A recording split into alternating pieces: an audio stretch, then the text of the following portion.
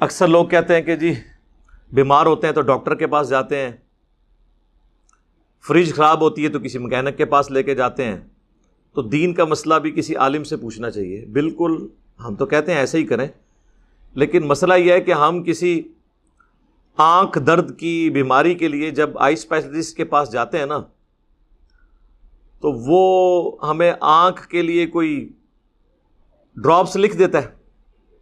آج تک کوئی ایسا آئی اسپیشلسٹ نہیں جس نے آنکھ میں ڈالنے کے لیے تیزاب لکھ دیا ہو ہے، لیکن مولوی یہی کرتا ہے۔ ہاں، وہ تیزاب لکھ کے نہیں، بلکہ وہ کہتے ہیں دو بندوں کہتے ہیں اسے پکڑو، اس کی آنکھوں میں تیزاب ڈالو۔ تو جب ڈاکٹروں والا اعتماد ہمیں علماء پہ ہو جائے گا تو پھر ہم کہیں گے کہ ٹھیک ہے۔ تو ابھی اس تیزاب سے بچنے کا طریقہ یہ ہے کہ علماء کے پاس جائیں، ان کو کہیں بتائیں یہ بات کہاں لکھی ہوئی ہے جو آپ بیان کر رہے ہیں۔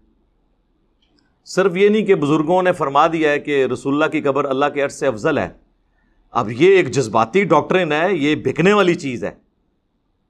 حضرت عیسیٰ علیہ السلام کا اللہ کا بیٹا ہونا یہ وہ چیز تھی جو بکتی عیسائیوں میں، اور بکی ہے کہ دنیا کا سب سے بڑا شرک حضرت عیسیٰ کے نام کے اوپر لوگ کر رہے ہیں۔ 2.25 ارب Christians, 1.75 billion Christians on the face of earth, ایک اس شخص کے نام کے اوپر شرک پھیلائے ہوئے ہیں کہ جو دنیا میں امام الموحدین تھا، جس کی صفائی اللہ نے قرآن میں دے دی ہے۔ لقد کفر الذین قالوا ان اللہ هو المسیح ابن مریم، بے شک وہ لوگ کفر کر رہے ہیں کہ جو کہہ رہے ہیں کہ عیسیٰ ابن مریم ہی اللہ ہیں۔ وقال المسیح، جبکہ مسیح تو یہ کہا کرتے تھے، یا بنی اسرائیل، اے اولاد یعقوب، اے بنی اسرائیل، اعبدوا اللہ ربی و ربکم، عبادت کرو اس رب کی جو میرا بھی رب ہے اور تمہارا بھی رب ہے۔ انہ من یشرک باللہ، بے شک جو کوئی اللہ کے ساتھ شرک کرے گا، فقد حرم اللہ علیہ الجنہ، تو ایسے شخص پہ اللہ نے جنت حرام کر دی ہے۔ وَمَأْوَاهُ النَّارُ وَمَا لِلظَّالِمِينَ مِنْ أَنصَارٍ، اور اس کا ٹھکانہ ہے جہنم، اور وہاں پہ اس کا کوئی مددگار نہیں ہوگا۔ جس کی صفائی اللہ تعالیٰ پیش کر رہا ہے اس شخص کے نام کے اوپر اتنا بڑا شرک ہے، بت پرستی پہ اتنا بڑا شرک نہیں ہوا۔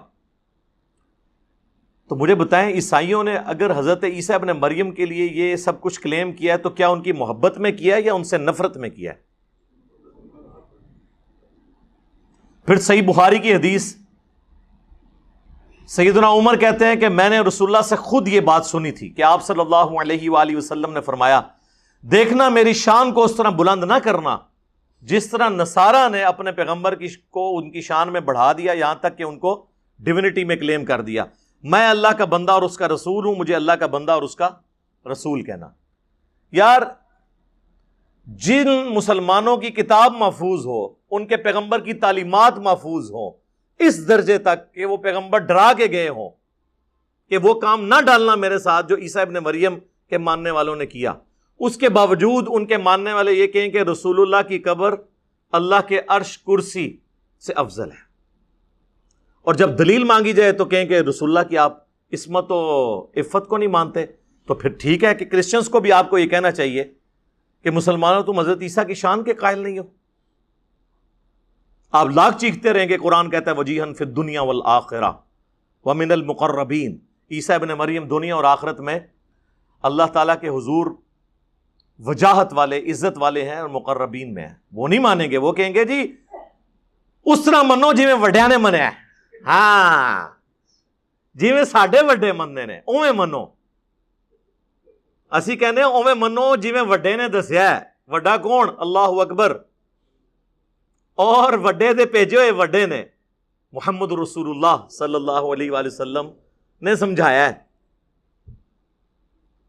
جی بزرگوں کو نہیں یہ مانتے، دین بزرگوں کے ذریعے آیا اور یہ بزرگوں کے انکاری ہیں، ہم ان بزرگوں کے تو انکاری ہی نہیں ہیں۔ ہم نے ہی تو آگے لوگوں کو بتایا ہے کہ بخاری میں یہ لکھا ہے، مسلم میں یہ لکھا ہے۔ امام بخاری، امام مسلم کا تعارف اگر مجھ سے پہلے عوام الناس کے اندر اس عزت افزائی کے ساتھ موجود تھا تو اپنے ماں باپ، اپنے دادی دادا کو حلف دے کے پوچھیں کہ کیا اس طرح لوگ ذکر کرتے تھے؟ ہر بچے کے ہاتھ میں یہ حدیث کی کتابیں ہوتی تھیں پہلے، تو ہمیں کوئی کہے گا کہ بزرگوں کا احترام کیسے کرنا ہے؟ ہاں ان کے بزرگ جو ہے نا ان کو ہم ماننے کے لیے تیار نہیں ہیں. وہ بزرگ تو وہ آئے ہیں، وہ کہتے ہیں جی پرانے بزرگ ہیں. پرانے تو ہے ہی نہیں، درمیانے ہیں. پرانے تو ہیں پہلے 300 سال والے، 500 سال بعد تو ہم بھی پرانے ہو چکے ہوں گے. تو پرانے نہیں، یہ درمیانے ہیں. پرانے وہ ہیں جو بخاری مسلم حدیث ہے سب سے بہتر زمانہ میرا، پھر صحابہ کا، پھر ان کا جو ان کو دیکھے، پھر ان کا جو ان کو دیکھے، یعنی صحابہ، تابعین اور تبع تابعین. اس کے بعد جھوٹے لوگ پیدا ہوں گے، نبی علیہ السلام فرمایا، اور امانت میں خیانت کریں گے اور موٹاپے کو پسند کریں گے. جھوٹ بولنا، خیانت کرنا اور موٹی توندے رکھنا، یہ کس طبقے کی بدعت حسنہ ہے؟ دیکھ لیں انہی لوگوں کے بارے میں. اور ہم نے جن کی کتابیں یہاں پہ سجائی ہوئی ہیں، یہ وہ سارے ائمہ ہیں جو پہلے 300 سال کے اندر دنیا سے بھی تشریف لے گئے تھے. پیدا نہیں، یعنی وہ اپنا وقت گزار کے چلے گئے تھے.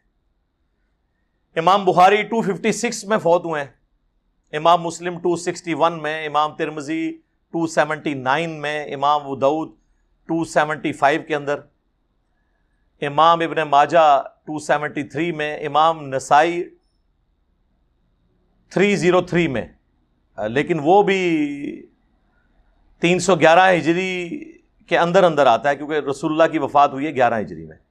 نبی علیہ السلام کی وفات کے بعد 300 سال کے اندر ہمارے سارے بڑے محدثین جنہوں نے حدیث کی کتابیں کمپائل کی ہیں وہ دنیا سے جا چکے تھے اپنی ان پٹ دے کے. تو ان بزرگوں کو مانتے ہیں ہم.